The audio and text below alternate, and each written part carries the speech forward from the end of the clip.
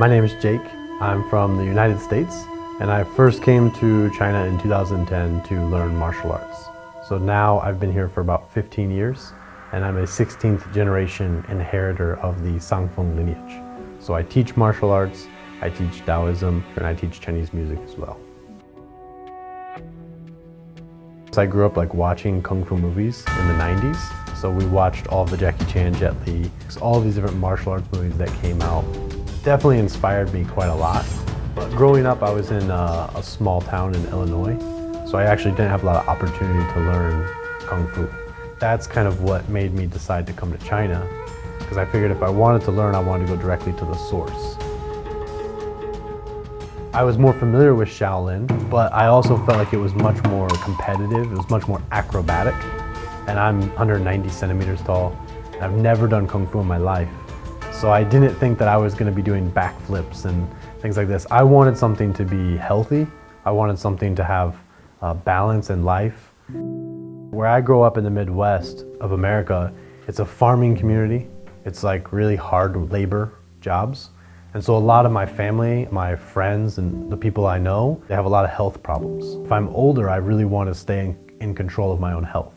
And I saw that in the philosophy and in the practice in Wudang. So here we practice Tai Chi, but we also practice martial arts. And that gives you a better balance. I also did kind of want to shock my system. When I was growing up in the Midwest, it's very easy to inherit everything. Like you can inherit your health from your family, you can inherit your job from your community, even what you believe you inherit from your friends and family. And so I just felt like maybe I didn't understand what I would really want. I wanted to figure out who I really am. I did some travel in high school within the States, but yeah, the first time I left the country was to come to Wudang to learn martial arts. Sifu designed the program to be an international class. We had the Americans, Canadians, Russian, Irish, Portuguese, Australian, kind of just from all over. And when we came, the plan was to train for 5 years. In the 5 years, we learned the whole curriculum. So we did martial arts training, we did Tai Chi, Qigong, meditation. We learned a bit about Taoist culture. Chinese language wasn't in the class, but a lot of us learned Chinese while we lived here. Every day we're up at 5:30 in the morning to run and stretch and train. And we pretty much train all day until 9, 10 o'clock at night. So it's a pretty full schedule. We only rest on Thursdays. In Wudang, we have a lot of special styles of martial arts. The most important one is Tai Chi Chuan. It's the most famous sequence, and we have a lot of forms dedicated to this. We also have the spear, which is a very common military weapon in martial arts schools. This has a lot of very long movements, very dynamic body transitions. My favorite weapon in Wudang is the staff. The form that we do is called Eight Immortals staff. The movements in this form emulate the ideas and the characteristics of the Eight Immortals in Chinese culture. We also have the Wudang sword. It's very delicate. It's kind of the gentleman's weapon. It says it takes 10,000 days to master the sword. Another very traditional Taoist weapon is actually the Fu Chen, which we can call the horsehair whisk. It's used in temples for different ceremonies. We also use it as a martial arts weapon for whipping, and it actually mimics a lot of Wudang sword movements as well. Not everyone who joined the class stayed in. So when we first started and throughout the class, maybe it's close to 30 people. But in the end, after 5 years, only 12 people finished. Of course, I can say the most difficult thing in training is just the physical parts of it, like the push-ups, the running, the kicking, the flexibility was especially difficult for me. But I think altogether, the hardest thing is just the time, like the idea of perseverance, the ongoing practice of it. The 5-year program finished in 2014, but at that point, I actually felt that that was the starting point. I first started listening to Chinese music while I'm practicing Kung Fu here, because you hear it in the environment. Like if you go to the mountain, you hear the Taoist music. I came back to Wudang in 2018 to continue practicing martial arts, and that's when I picked up the dongxiao, the bamboo flute, because that was the most convenient of them. It's just a stick with holes, and very easy to play, I thought. From the very beginning, I've only been self-taught, but as I started practicing, I realized how difficult it was. I felt that kind of anxiety that I hadn't had for a long time. So I felt like the Dongxiao was maybe another aspect of the training. When we're learning standing meditation, we learn how to relax the shoulders, we learn how to empty the chest, we learn how to breathe from the dantian.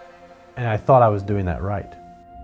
When you learn Dongxiao, they say the same thing, but then no sound would come out. So I realized that this instrument was also a very good tool to kind of help understand more about yourself. So I taught myself how to read Jianpu.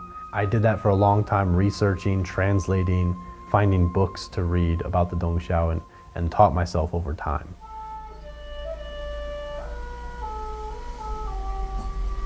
你的节奏慢下来，已经好一些。但是你要把那个第一句。